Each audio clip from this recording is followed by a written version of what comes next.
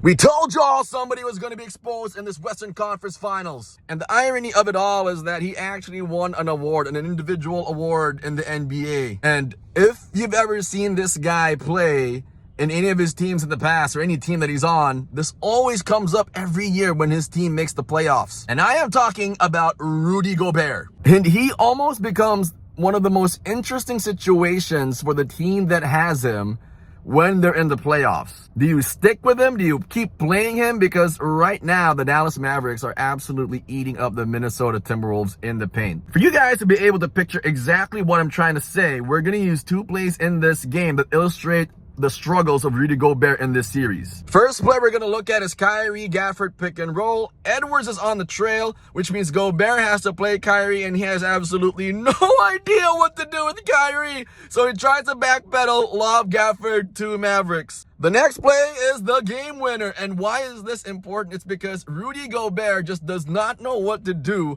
when he has to defend a perimeter player, an elite perimeter player. This has been the problem throughout the series. They get Rudy Gobert on a switch. Doncic has him on an island, and that's exactly where Rudy Gobert does not want to be.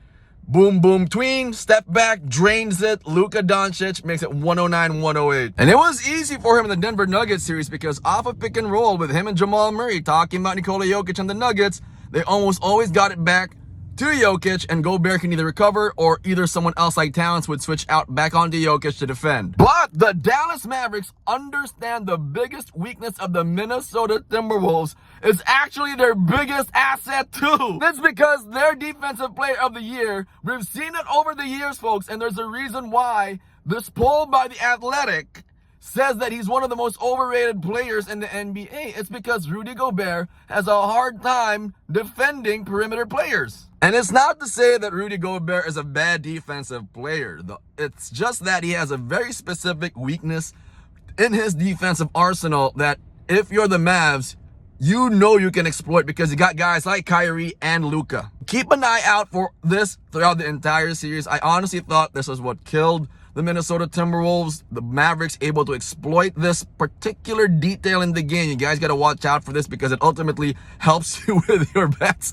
Which way do you want to go? And again, Rudy Gobert getting exposed. Two elite perimeter players is not the matchup the Wolves want. And I'm still holding on to what I talked to you guys about before in our previous video. Mavs in 6.